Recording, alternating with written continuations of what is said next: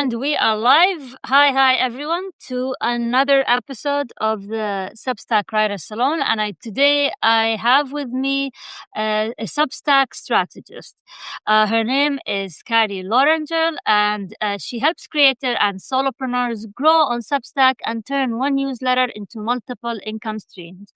All right, Carrie. So nice to see you here. I'm excited to talk about Substack, since you're the expert, Substack growth, Substack strategies.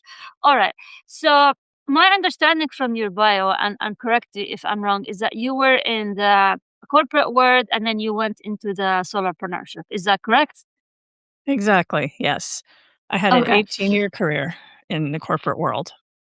Okay. And what was the spark that made you pivot and go to that, let's say, unconventional route, a pathless path, and a risky path? What made you take that leap of faith? Yeah, so, it's a bit of a story, but I had a health scare, Mm-hmm. and I traveled I went on vacation to Morocco and, must have eaten some bad food or something, and I got sick. I had, like, a stomach ailment like you get when you travel, except by the time I got home, I could hardly walk, and I had something called Guillain-Barré syndrome. I became paralyzed from the waist down, and my hands were not working either. I was in the hospital for a couple of months. I had to learn to walk again. I had to learn to do everything again, and it just made me take inventory of my life. Yeah, I reprioritized everything. So I decided, what I really wanted was not necessarily this prestigious title and this big paycheck. I really wanted more time with my kids. I wanted to travel more if I could. Um, and I just wanted more control over my time because I really felt like the job and the work had been getting really stressful for me. Just working for someone else, being at a desk for 9, 10 hours a day, it was taking its toll on my body. So that's what kind of pushed me over the edge. Um, It did take me a few years after I recovered from that illness to make the decision, but, one thing I had in my favor was that I had side hustles while I was working, and I was able to stash away a lot of money in order to support myself if my side hustle idea didn't or if my business idea didn't take off. Luckily, it did. So, that's how I landed where I am today. Okay, so what was your business idea? My business idea was originally to help people, and I still do this today. I have services that I offer to help people with email marketing, and also like local SEO and just visibility. Then I launched that into kind of what I call my passion, which is helping people who maybe were in my situation where they couldn't work anymore, or maybe they've been laid off. I wanted to make sure that I could do something to give back. I wanted to help people who needed to get away from a 9 to 5 job, build something that they could, you know, rely on if they couldn't work full time anymore.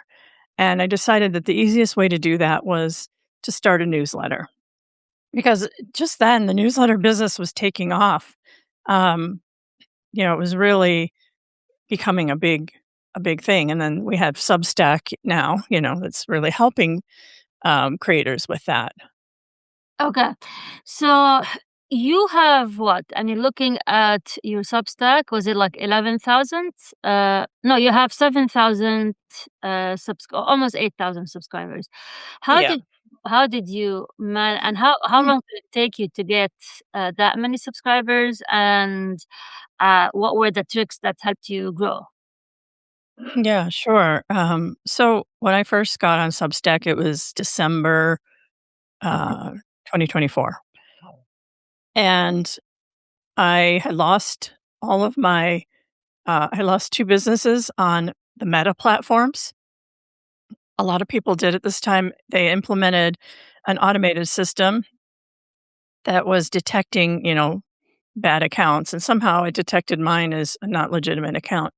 I lost everything. I lost 2 businesses on I lost Instagram, Facebook, Threads, my ads account, everything was gone. So I had to start over from scratch. And I chose to start on Substack because I found out it's it's great for monetizing and you own your audience on Substack. Mm. So I was on there for about 3 months. I think I went December, January, February, nothing. I had 11 subscribers at the end of those 3 months, and I'm thinking, "Wow, I'm really doing something wrong," and I was frustrated because, I had this long career in marketing. I'm a smart person. I should be able to figure this out. So I started just I started digging into what people were doing who were successful, and I just studied everything I could. I spent about a month studying and pivoting and building and came up with a system that worked for me. And then I started just growing like crazy. I think within 90 days, I had 3,000 subscribers. And then within 6 months, I had 5,800. And here I am at almost 8,000 a year later from that Oh, first effort. So. so what was your secret formula, if you can share it with us? It's not I it's I would say it's not intuitive, but it's not secret either. I share it actually on my homepage. I have a whole, um, like a whole piece, a long piece on how to use notes, because when you get on the platform, you don't know, but it involves being visible all the time. Once I figured out that Notes is a discovery engine for Substack writers, that's when things kicked into gear. I started posting notes. At first, I was very inconsistent. I did, every other day, every, sometimes twice a day. And I just kept going like that. And I started my chat. Nobody responded in my chat when I first started for a long time, but I didn't care. I just kept posting questions, starting new threads. And pretty soon, a few people joined, and then it just grew. Same with recommendations and notes. I forged ahead. I didn't take no results as rejection. I just took it as data. Like I was doing something that wasn't working and I needed to try something different in that moment. Hmm. So it's your mindset, right? I mean, your mindset is you don't look at it as failure, but as collecting data. How did you develop this mindset? Were you always like this, or this is some sort of Um, well, I'm pretty data driven because I in my marketing career we use data all the time. People think marketing is about, making pretty pictures and things, but it's not. It's about data when you're in a marketing, like a director mm, role. So and I'm a sensitive person, so I would have taken that type of silence as rejection personally years ago.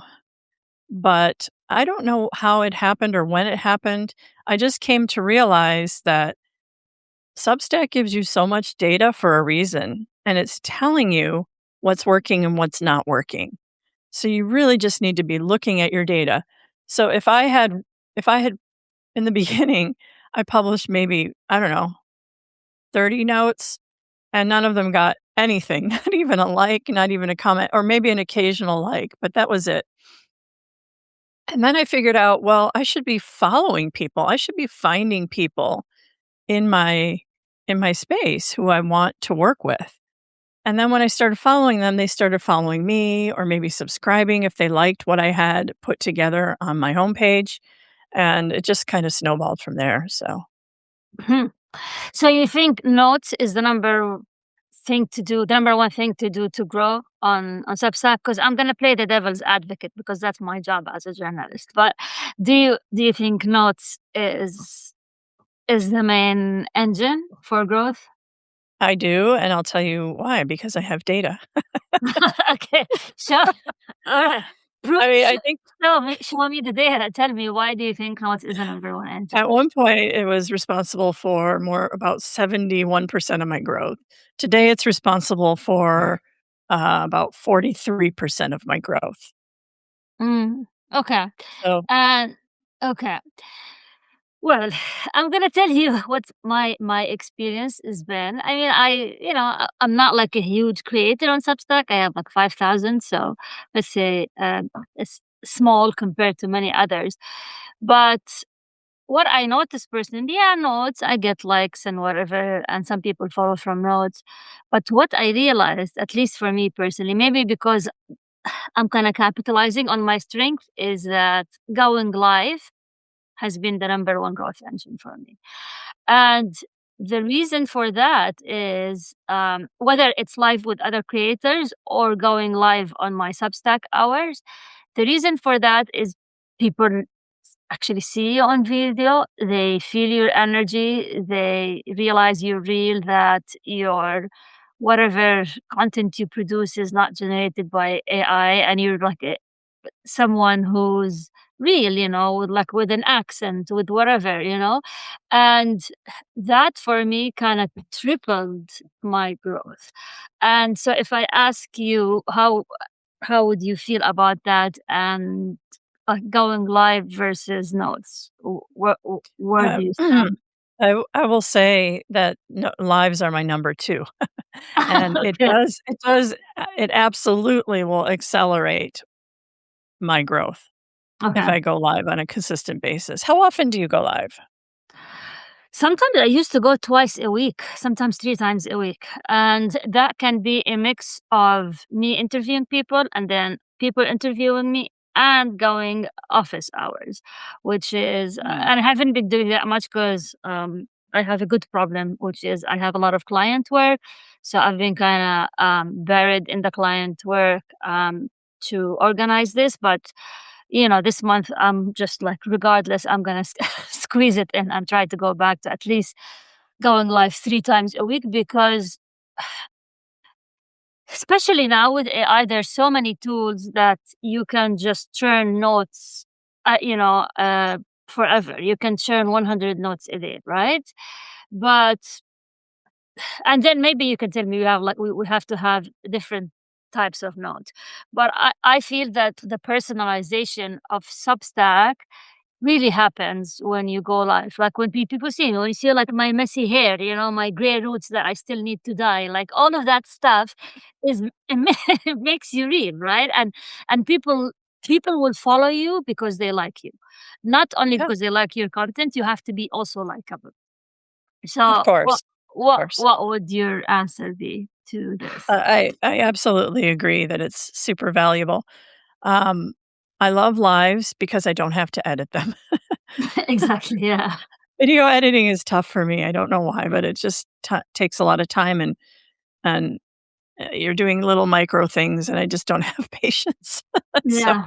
Yeah. but yeah, no, I agree. Lives are powerful, and right now, I would say my notes growth has slowed down in the last couple weeks. So probably I'm going to try something different here very shortly, and maybe it's going live. We have the new Substack recording studio now, Yeah. which is Yeah. amazing, and I tested it out on the weekend with Dhiraj Sharma. I don't know if you know him, but he's just brilliant. We worked on an automation together to create YouTube thumbnails using N8N, an automation, and I'm gonna be putting out an article about that this Oh, week. nice. But, yeah, I tested it out, it works pretty well.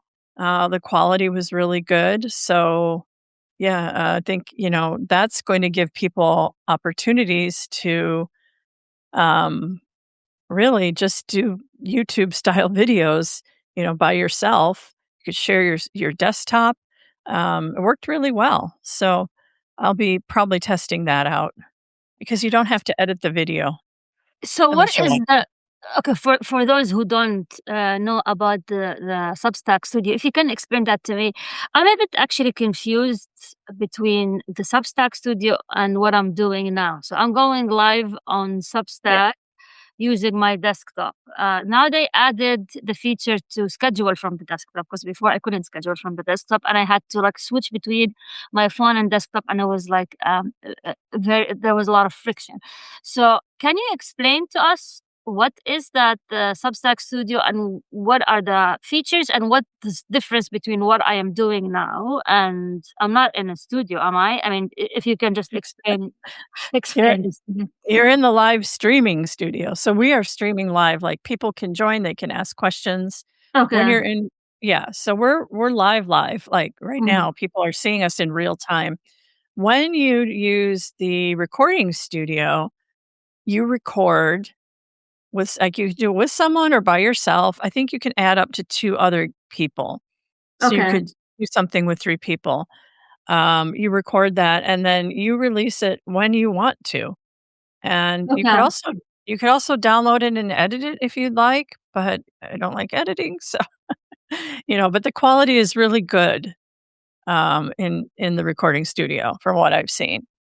So the So studio is basically just to record before going live. It's basically recording and then posting it. But the going live is we are in the live studio portion of the studio. Correct. right, Okay. yeah. Got it. And the cool thing is that you could, I don't know, it's nice because you and I could be doing this in recording studio right now, and we could add another person, and it's just a nice clean format that you don't have to worry about editing. And what happens after we record it? The studio itself would create the shorts and all of that. Yes, it does. Ah, And it will okay. also do the auto publishing to your podcast, to YouTube, all the things that the live does, but just, you could save it as a draft and release it when you're ready. So the live I did with Diraj, we're gonna put an article around that demonstration. We're gonna give them the the workflow free, in the post that we co-author. It's just a way to collaborate. I see. Okay, so I want to go back to notes, and I'm gonna ask you from all the data that you collected, since you're the data queen, what are what are the notes that perform well in 2026? Okay, so some of the note types that perform really well are what I call the generosity note, and that's where you help someone else. You probably have seen these notes. They used to be more popular than they are now, but that's where you tell somebody, hey, if you're, and then you say in a certain category. Okay, so you could do if you're new, if you are, a mom of 3 kids, whatever it is that you want to say. Um, I'm here to support you. Drop your publication below, and I'll take a look and do what I can to support you. Something like that. Substack is a very friendly place in general, and helping someone else grow who's just coming on and figuring it out will help you grow as well. The next type would be what I call a quick win. So these are things that somebody can do really fast in a minute or less. It's, hey, turn on this setting, run this prompt, do this thing really fast, and they'll get some tremendous value from whatever it is that you're asking them to do. Those work really well. Sharing stories, very powerful. And they get sharing stories will get a ton of comments as well. When I talk about my experience, being laid off from that Fortune 500 company after 10 years of devoted service at a high level, people share their stories about being laid off. And that's how you start to build relationships. And those relationships build trust. And that's where you find partners to collaborate with, to do lives like we did. I probably started with a comment on one of your posts or something. Mm, I don't recall. But, um, the relationships on Substack are just unlike any other platform. I've made more friends here than I've ever made on social media. yeah, Yeah. yeah, I agree. I actually went last week. I was in Baltimore to help another creator, another fellow ghostwriter, set up like work at her booth, like man her booth. and we only met on Substack. So she knew I'm in close to Baltimore, and it's like, yeah, sure, I'd love to meet you and love to help. So spend the whole day in Baltimore, like collaborating, meeting others, and it was fun. And that was really that we met on actually on Substack. It was the Yeah, first I time we mean, met. I'm gonna go to Scotland hopefully later this year, and I have a short list of friends I've made over in Scotland that I'm gonna go visit. Oh wow, this is great. Dr. Sam Illingworth, he's over there. Um, let's see, Derek Hughes. I don't Oh think he's in yeah, Scotland, but he's in the UK. But, you know, when I go, I'm for sure gonna hit them up and say, "Hey, I'm coming your way. Do you wanna get together?" So I feel that's like I respect them so much, and, we have this working relationship that I think it would be fun. that's nice. Yeah, Okay, so do you use tools, like third-party tools to schedule notes or to look at I do. analytics? What do you use? I use RightStack, Yeah. which is Yeah. uh, do you use RightStack as Yeah, well? I'm a big fan of Stack. I actually I interviewed the mean founder here on yeah. Uh, yeah, you know the founder as well, Orel? yeah, He's I had a live Substack with him here, and we okay, chatted about yeah, yeah. yeah. Um, yeah, he's a young guy, brilliant guy, always improving the tool based on feedback from his users. Um, yeah, I just love it. I think it's the best tool out there. Not even a year ago, less than a year ago, about 8 months ago, I started testing tools, and his by far was the best. And I don't know if things have changed now. There could be others out there that are equally as good, but I'm a big fan of RightStack. Hmm. Yeah, me too. Okay, so I want to talk about. I think the title of this chat was "How to Make Income from Substack." So let's talk about money, and let's Yes. say how you can. I'm gonna tell you how I monetize mine, and for anyone who's listening. So when I first started Substack, I was not in it for making any money. I thought it's just a nice community and whatever. And then lo and behold, someone became a paid subscriber. I was like, where did this come from? That was like my first experience. And then um one paid became more than whatever, and now I have 11, which I know it's a small number, but it takes time to grow. And the other thing is consulting, coaching. So a number of my book coaching clients come through Substack. And another thing is I sell some of my digital products occasionally. Maybe I should spend more time on Substack that I'm spending, but again, it's catch 22 because I have to do my client work as well. But so let's hear you and say, especially now in 2026, and the platform is changing rapidly. Now you just mentioned the release of the Substack Studio. How can you monetize all the effort that you put on Substack in 2026? And the second question is a follow-up question: can you do this full time? So let's start with the first. Yeah, I mean, I do it full time now, and I'm making a living.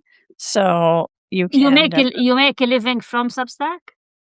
not entirely from Substack, but mm, it's my engine that drives everything else. So, like you, I have clients that I work with and help Okay. them build portfolio businesses.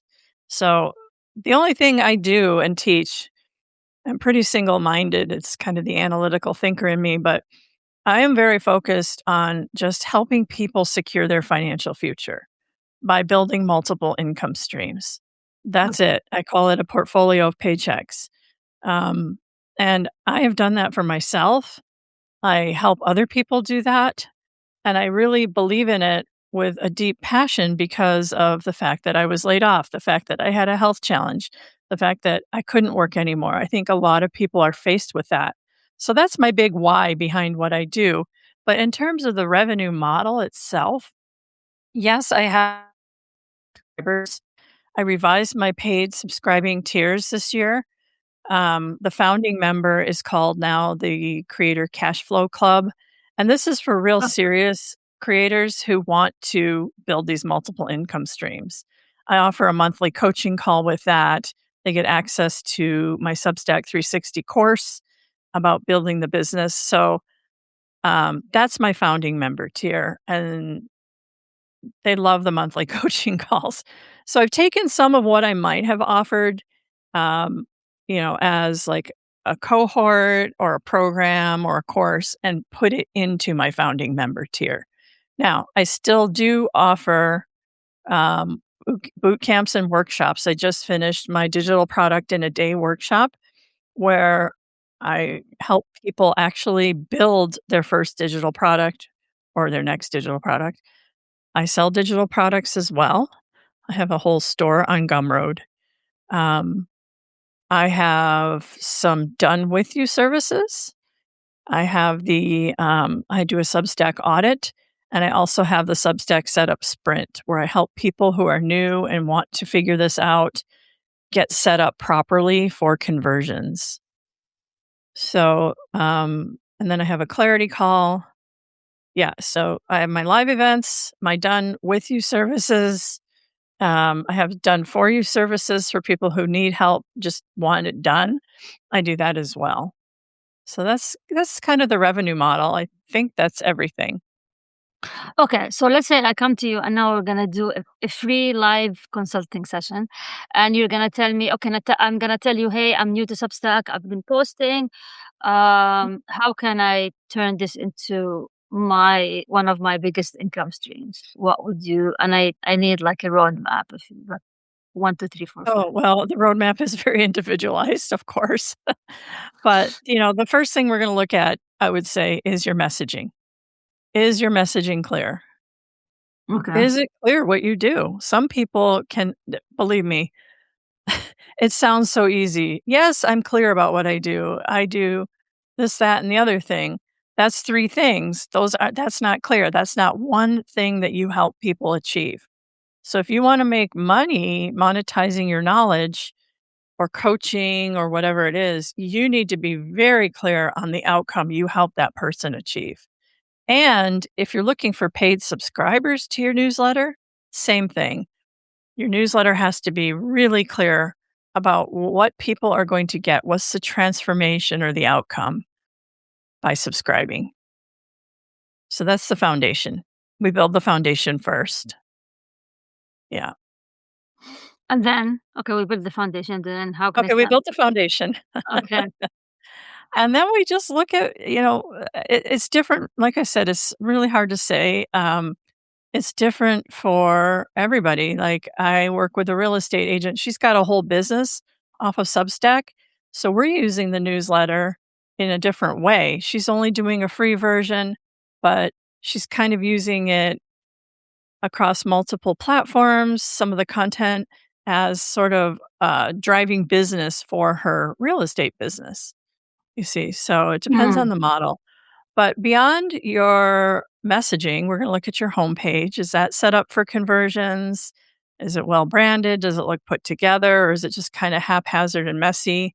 Um, is it obvious what people, if they like what they see on your homepage, how they can work with you? What's the logical next step? Is mm, that clear on your homepage? mm, And then we're going to look at your offers. Well, we're going to look at your pricing tiers as well. What are you offering behind the paywall for your pricing tiers? And is that something that people are actually telling you they're willing to pay for or something you just think they're willing to pay for? Because there's a big difference. Um, and then beyond that, we would go into the content itself. What's your weekly content cadence? And then, there's some very advanced stuff looking at the data and analytics, of course, and um, building out the different revenue streams that are right for you in your business. mm. Okay. So where is Substack going in 2026 and beyond? I mean, there's been a lot of changes I've seen in Substack since just in a year, from Oh, lives to just so where and you don't have a crystal ball, I know, but where do you think is that if you wanna just predict or um foresee? Where do you think we're going as a Substack in terms of the growth, in terms of the feature, in terms of the overall positioning of the platform compared to other platforms? Yeah, I mean, to me, Substack is the ultimate creator platform, right? It has everything. It has recommendations. It has short form in the form of notes, long form newsletter, revenue monetization tools. Now we had the live streams, like you said, that's evolved. Now we have recording studio. I think probably the next area we're going to see improving is some of the email features on Substack. I really feel like that's coming. I know they were beta testing some email automations last year.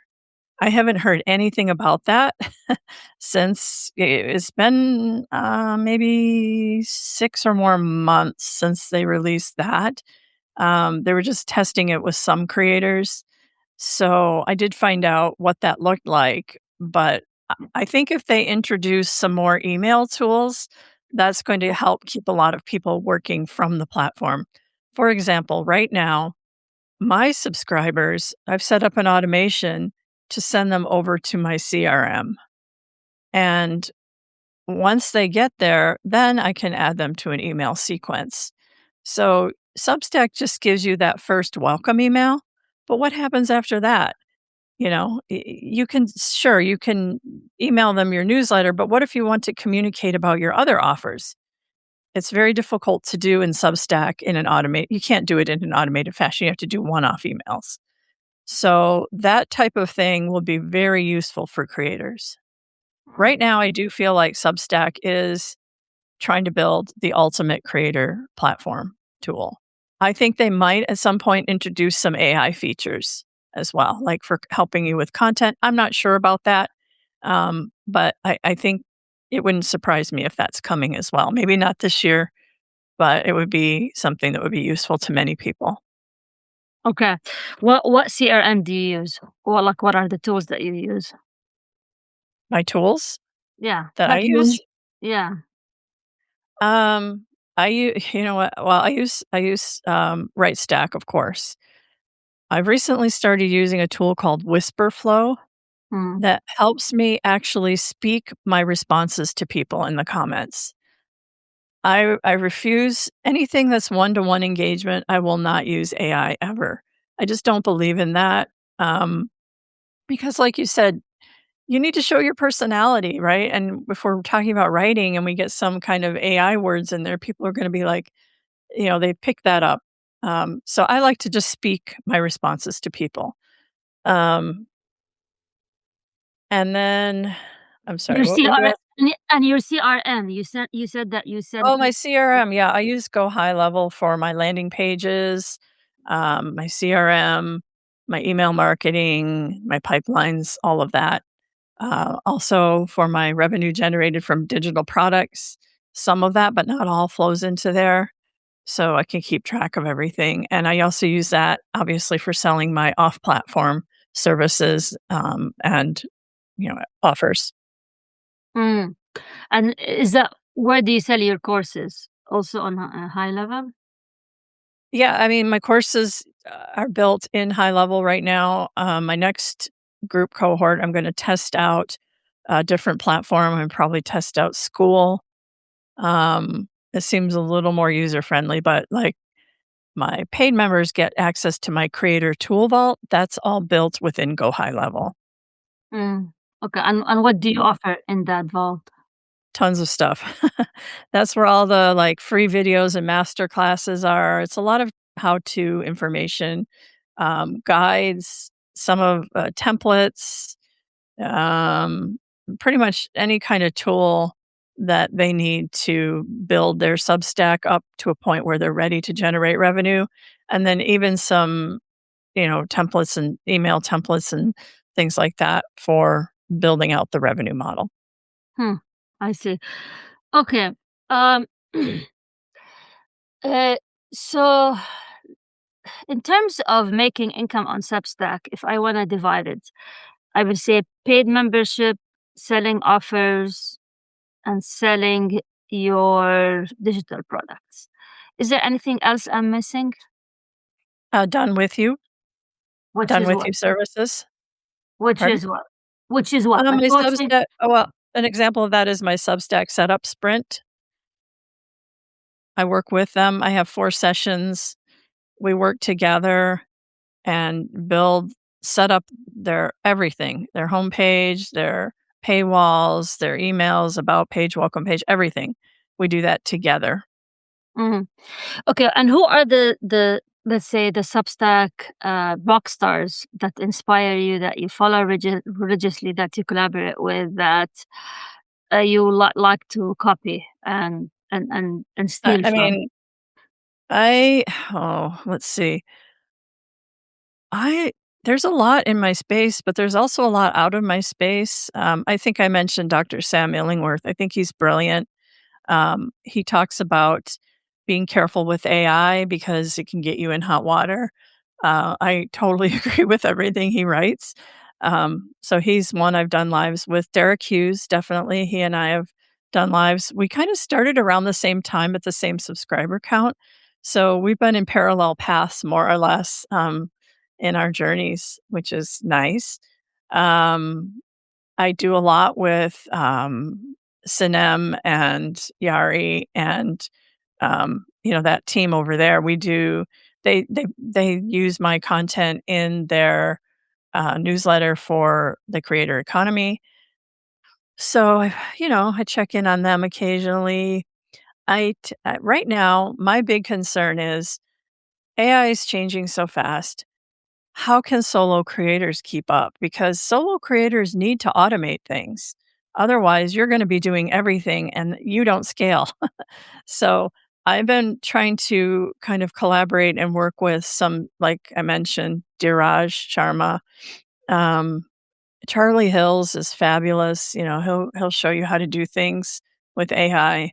So those are kind of the things that I watch because right now, once you get to a certain point, you have to scale and a certain percentage of your business has to run on autopilot. Mm. What do you make run on autopilot for you? What are your Um, automation? yeah, Mm. I mean, well, my automations for content, or what I mean by autopilot is that the income is more or less passive. So digital products are a great example of that. They go on my store, I talk about them in my articles, and I get paid without doing anything else, right? I created it, I put it on the digital store, I mentioned it, and I gave a link. That's it. I don't have to spend a lot of time marketing and selling that. Same thing with affiliate links. I would only promote affiliate tools that I use. I don't believe in promoting things that I don't use and love. So, those affiliates can start earning money. Uh, and again, that's not a lot of energy I have to do beyond just mentioning it and talking about it. So those are examples of what I'm saying. They have to kind of earn money on autopilot for you. Hmm.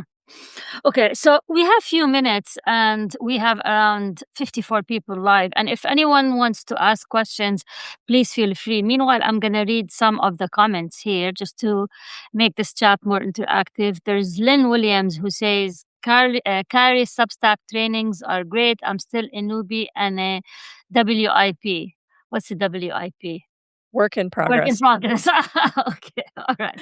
Yeah, Lynn is one of my I have a weird I feel like they're friends, right? When I help them, but she's a Yeah. client and I've helped her.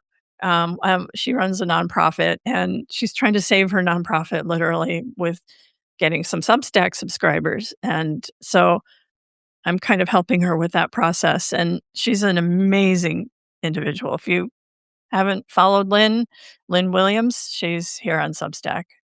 Great Ah, great. person. Then we have the strategy signal. I have not thought about going live. I can see the benefits, squeezing it where you can. The personalization of live stands out greater than notes.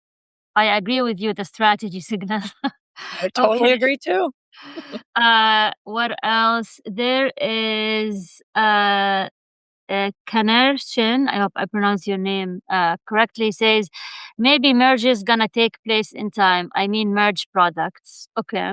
And then I have a question from Kimberly Jeanette. How do notes really work when you are small? When you're small, how do notes work? That's a question. Mm-hmm. The same Yeah. way? I mean, yeah.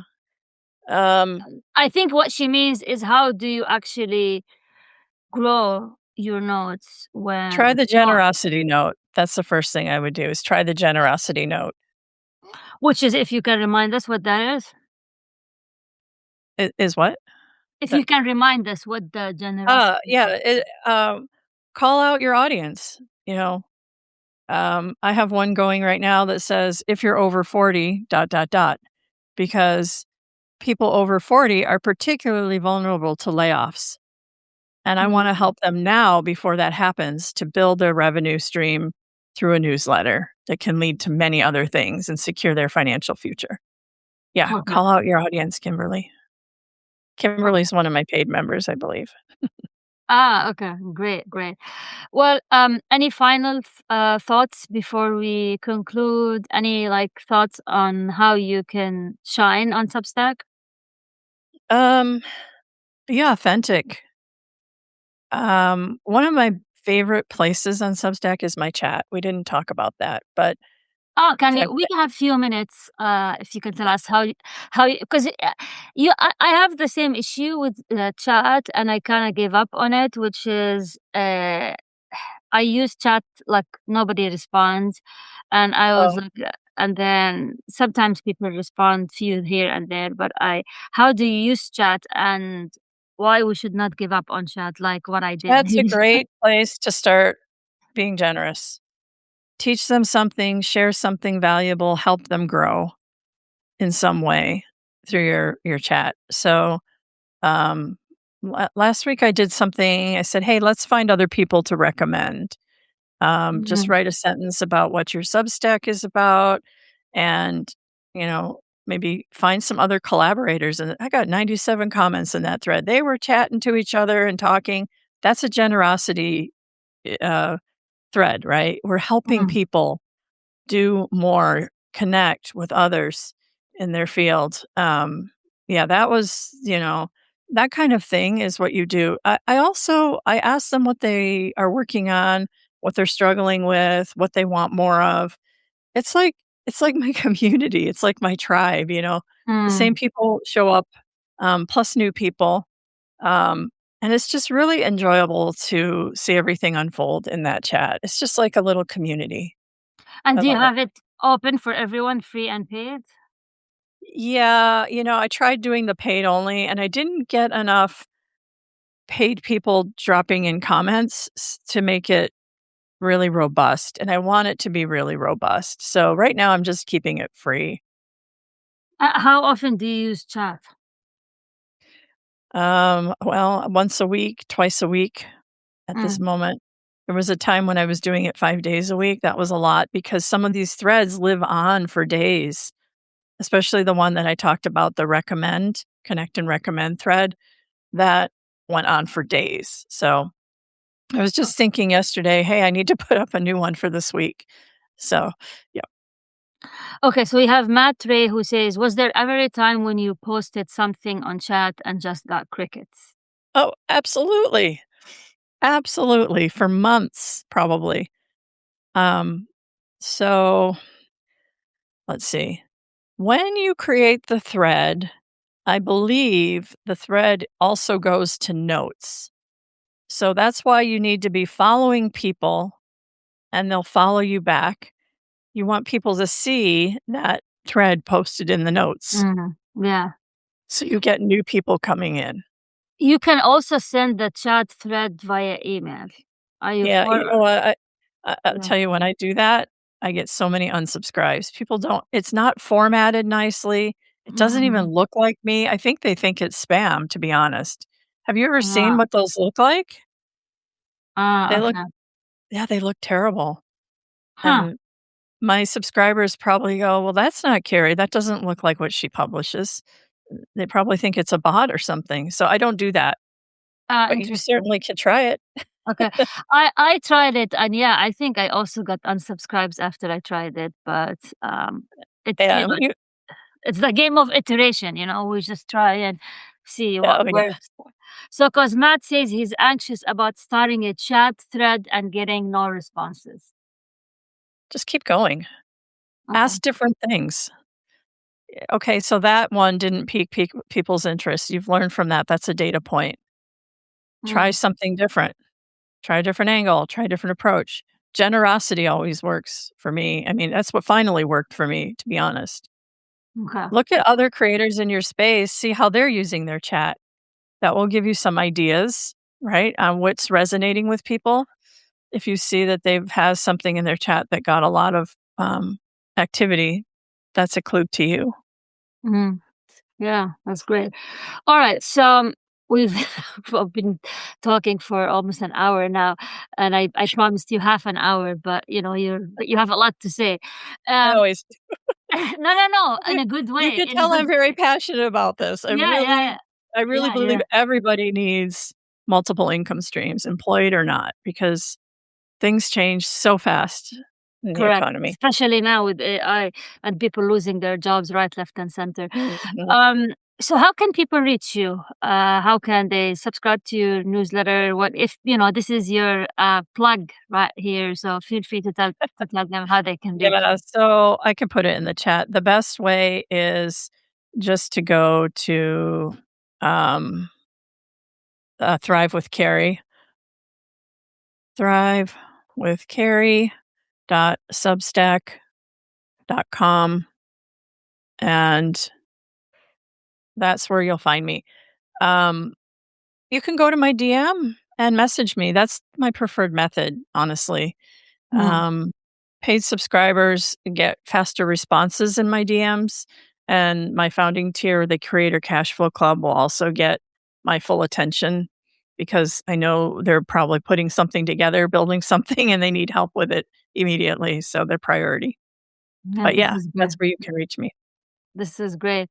Well, thank you very much, Kay, for your time. I know you're a very busy woman, and I took a lot of your time. And thank you for the 61 people that joined us today.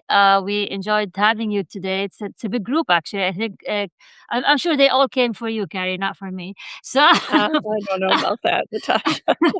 I'm glad, I'm glad you have those 61 people here. And thank you for joining us for another episode of Substack Writer Salon. And I'm going to turn this into as well a post that will go into my newsletter, and we'll have the shorts everywhere. So, yeah, thank you so much. And looking forward to more collaboration. And enjoy the rest of the day. And until we meet again. Ciao, everybody. Thank you Thank so you. much, Thank you. Natasha. Take care, Take care. everyone. Bye bye. Bye.